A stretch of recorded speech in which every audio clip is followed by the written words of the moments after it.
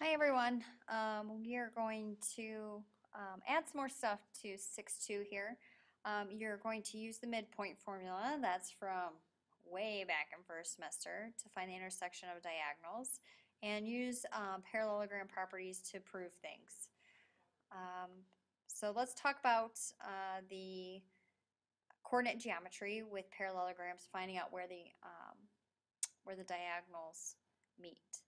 So what we're going to do is we're going to look to see if we were to find this parallelogram, where would they intersect? Because we know that diagonals of parallelograms, they bisect each other, so they cut each other in half.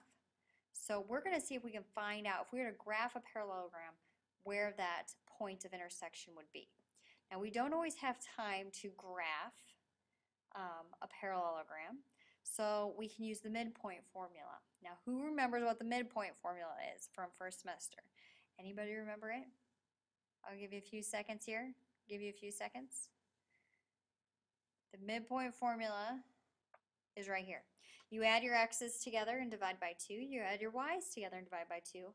And voila, you have your midpoint. So what we're going to do is we're actually just going to find the midpoint of one of those diagonals, because those diagonals, they bisect each other, so it's the same for each line. So let's go ahead and look at F and H. Now I'm going to choose FH because if you notice, they make a diagonal right here, FH. So here is my x1, y1, and here is my x2, y2. So I'm going to add my x's together. So I have -2 plus 2 over 2. I'm going to add my y's together. I have 4 plus a -3 over 2. So that ends up being 0 over 2, which is 0. And then 1 over 2, which is 1/2. So that's where the two diagonals intersect, as 0, 1/2. Now, could you have chosen G and J? Sure, that'd be fine. You get the same thing.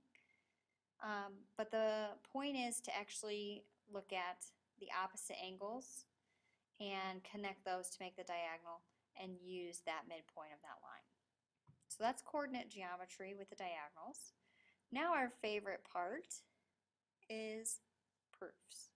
We've got to use these properties we got to put them to good use, so we're going to be proving things. So pause the video, write down this proof, mark up your picture, see where you're going to go with this.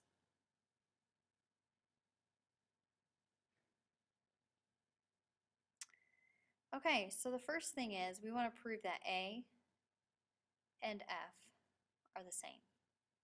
Okay, that they're congruent. Well, right off the bat, what I can see is that I know I have a pair of vertical angles here. My favorite kind of angle, vertical angles. So I know that angle BCH is congruent to angle DCG. And why is that? Because vertical angles are congruent. Okay? So what else do I know? Well, I know with parallelograms, since I have two parallelograms here, I know that opposite angles are congruent. So why don't I go ahead and write that down? So let's say angle A is congruent to angle BCH. And what else is opposite here? Let's say angle F is congruent to angle DCG. And that's because we use our abbreviation in our packet. Opposite angles of parallelograms are congruent. congruent. So now can we use a little substitution? We want to prove that angle A is congruent to angle F, so angle A is congruent to angle F. And that is because of substitution. All right. So go ahead and pause the video again if you want. Rewatch that. Make sure you understand what we used here. Write down any questions you may have for me. But we're going to do one more.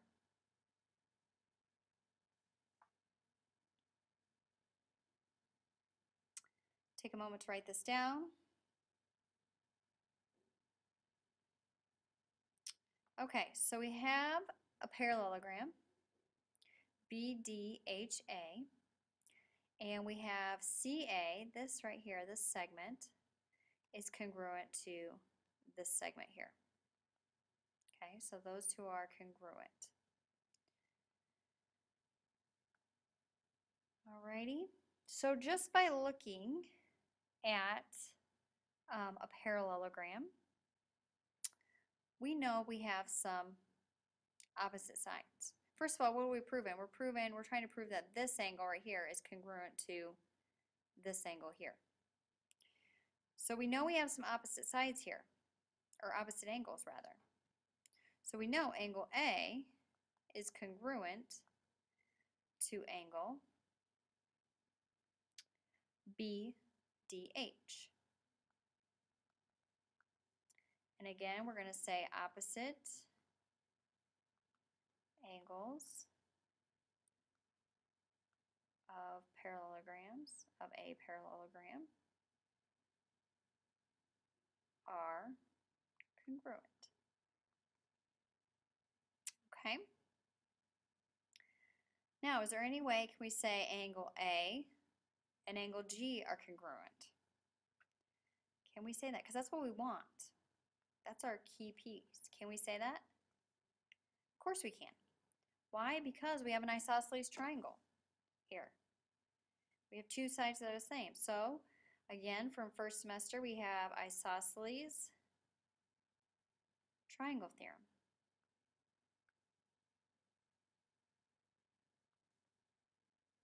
Now do we have what we want? We have angle BDH is congruent to angle G. And we're cutting out the middleman here. We're cutting out A, so that is the transitive property.